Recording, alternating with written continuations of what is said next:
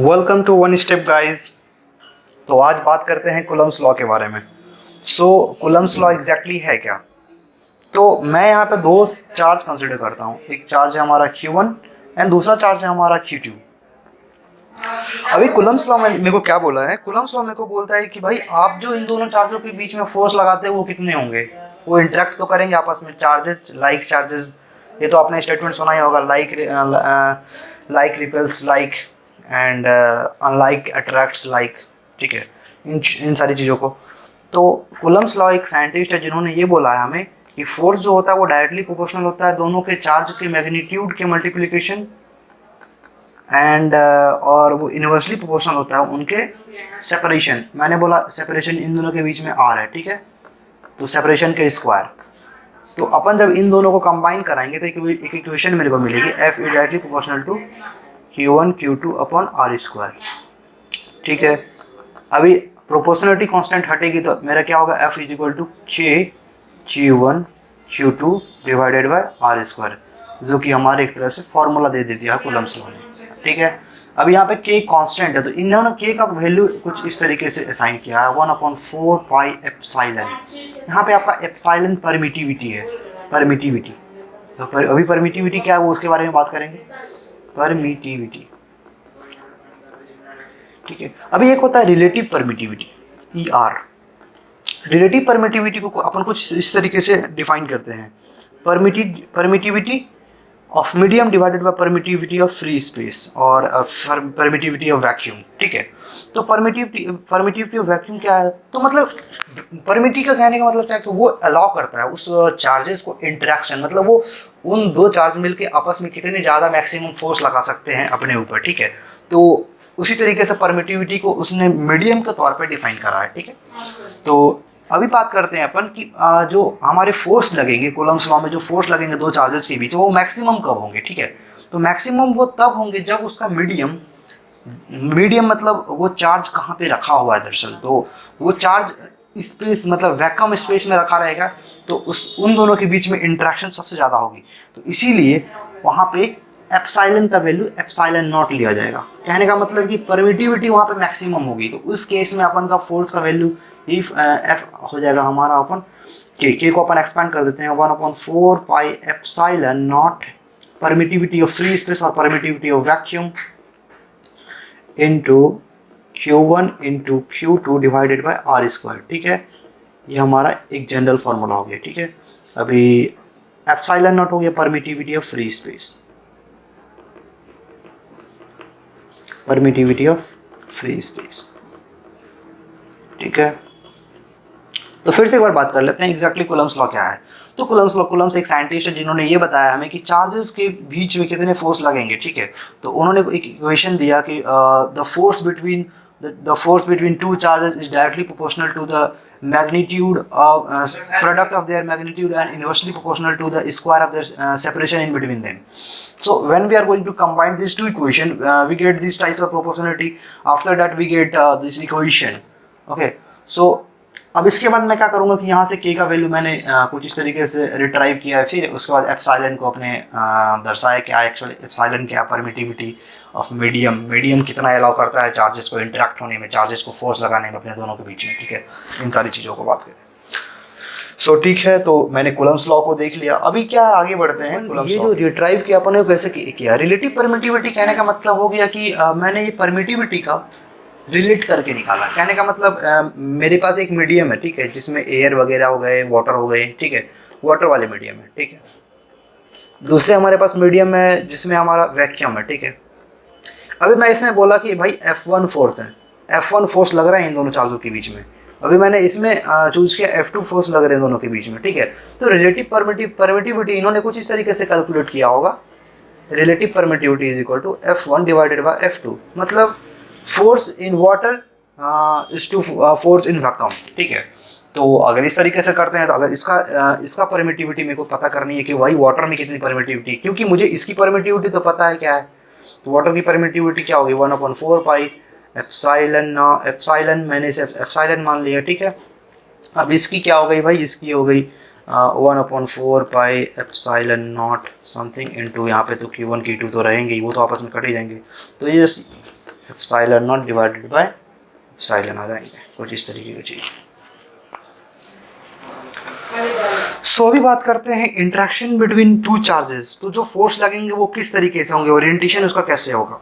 तो मैं ये बोलता हूँ हमारे पास Q1 चार्जेस हैं, ठीक है, पॉजिटिव, एंड Q2 चार्जेस हैं, ये भी पॉजिटिव है, ठीक है। तो इन दोनों के बीच में जो फोर्सेस लगेंगे वो along the line of action लगेंगे, along the line of action लगेंगे, ठीक है। अगर ये इस पे फोर्स इधर लगाता है, मैं कंसर्न हूँ इस पे, Q1 वाले चार्ज पे फोर्स किधर लग रहे हैं, Q1 वाले चार्ज पे फोर्स किधर लग रहे हैं, ठीक है। तो Q2 ने F ड्यू टू Q2 इधर लगेगा इस पे। अभी मैं Q2 पे कंसर्न हूँगा तो Q1 के चलते फोर्स इस पे लगेगा, ठीक है। इधर भाई इधर क्यों लग रहा, अट्रैक्ट क्यों नहीं कर रहा, बिकॉज ये लाइक चार्जेस हैं, हमें पता है लाइक रिपेल्स लाइक।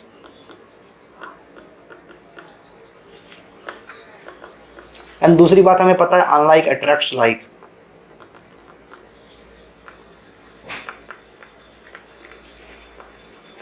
ठीक, बहुत सही। तो इसीलिए इस पे अगर अपन Q2 पे फोकस करेंगे तो F ड्यू टू Q1 इधर लगेगा, ठीक। ये हमारा नेगेटिव चार्ज होता, मैंने इसे नेगेटिव कंसिडर किया होता, नेगेटिव क्या होता तो कुछ इस तरीके का सीन होता, इसे अपन Q1 बोला होता, इसे Q2 बोला होता। तो इस पे फोर्स देखता अपन Q1 पे, तो Q2 के चलते इधर फोर्स लगता है F ड्यू टू Q2। अगर Q2 पे फोकस रहता तो अपने को फोर्स पता चलता है F ड्यू टू Q1 इधर लगेगा। सो तो इन तरीकों की चीज़ों को देख सकते हैं। तो हालांकि इन दोनों को कंबाइन करके एक लॉ भी आया है, सुपरपोजिशन थ्योरम। सुपरपोजिशन,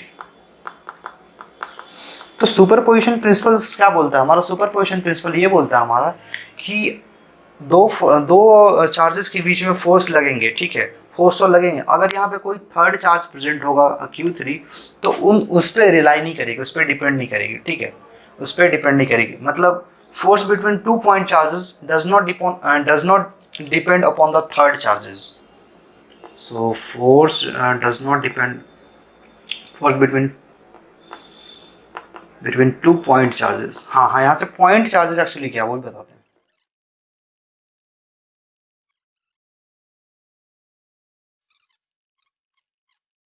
मतलब ये अगर सुपरपोजिशन ने पहला हमारा बोला कि force between 2 point charges does not depend upon the third charges, मैं अगर इन दो पे कंसीडर हूँ तो मेरे थर्ड चार्जेस इसमें पार्टिसिपेट नहीं करेंगे। लेकिन वही अगर मैं सिर्फ थर्ड चार्ज तो यहाँ पे आ गए, अगर मैं अभी कंसर्न हूँ सिर्फ Q1 पे तो मेरे को 3 चीज़ देखनी पड़ेगी, 2 चीज़ देखनी पड़ेगी। एक तो फोर्स इसके लिए देखनी पड़ेगी कि भाई इस चार्ज ने मिलके इस पे कितना फोर्स लगाया, और दूसरी बात मुझे ये देखनी पड़ेगी कि इस चार्ज ने मिलके इस पे कितना फोर्स लगाया। तो वो कैसे फोर्स होंगे, फोर्स तो होंगे लाइन ऑफ एक्शन के थ्रू, लेकिन वो वेक्टरली सम होंगे। अगर रिजल्टेंट मैं देखूंगा तो वो वेक्टर सम के तौर पे आएंगे, क्योंकि ये फोर्स इसको इस तरीके से लाइन ऑफ एक्शन लगाएगा। अब ये मैं इसको कंसिडर करता हूँ, ये कुछ इस तरीके से लगाएगा तो इसका फोर्स कुछ इधर आएगा, तो नेट रिजल्टेंट फोर्स इस पर कितना लगेगा तो इसके और इसके वेक्टर सम होंगे, ठीक है। मैं अगर इसे F1 बोलता हूँ, इसे F2 बोलता हूँ, तो नेट रिजल्टेंट फोर्स कितने होंगे हमारे F1 प्लस F2, ठीक।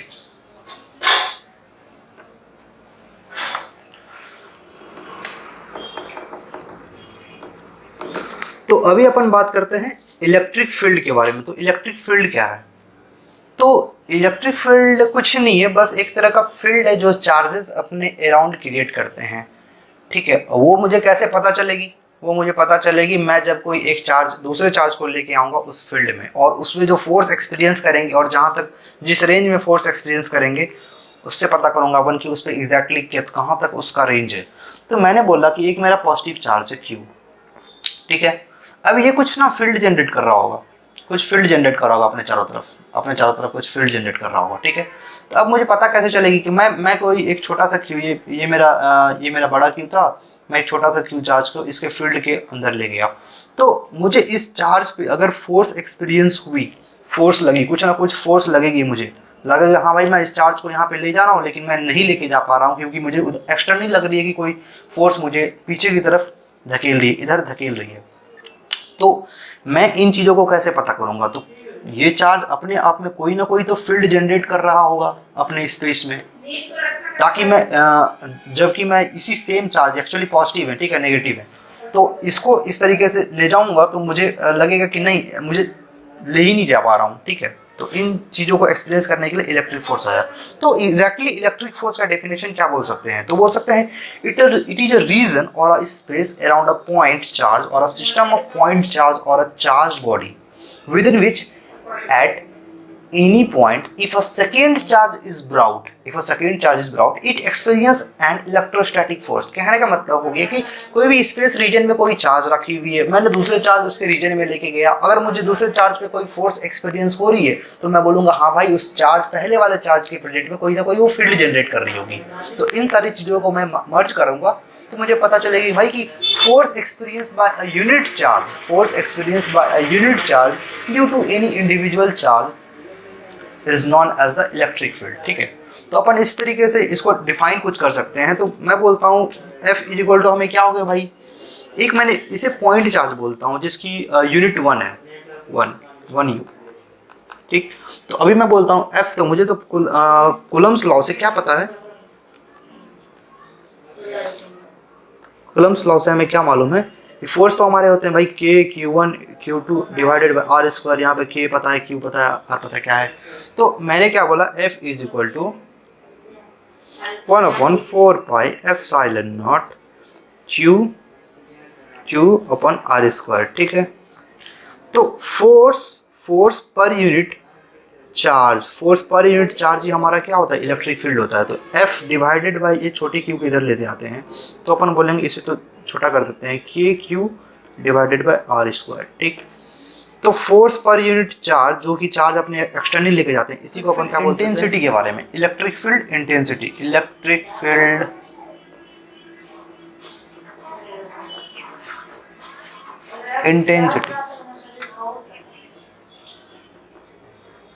तो ये एक्चुअली क्या है, तो ये कुछ नहीं, बस यही है, force per unit charge F by Q is equal to E।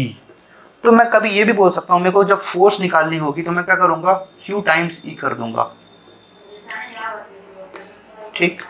तो यहाँ से हमारे निकल जाएंगे और यहीं से मुझे कोई इलेक्ट्रिक फील्ड निकालनी होगी, मैं इलेक्ट्रिक फील्ड कुछ इस तरीके से निकालूंगा, Q बाई F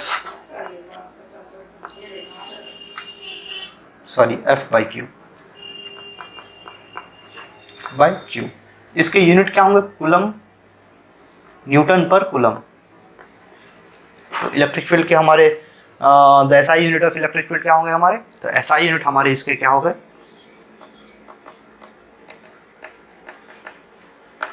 न्यूटन पर कूलम।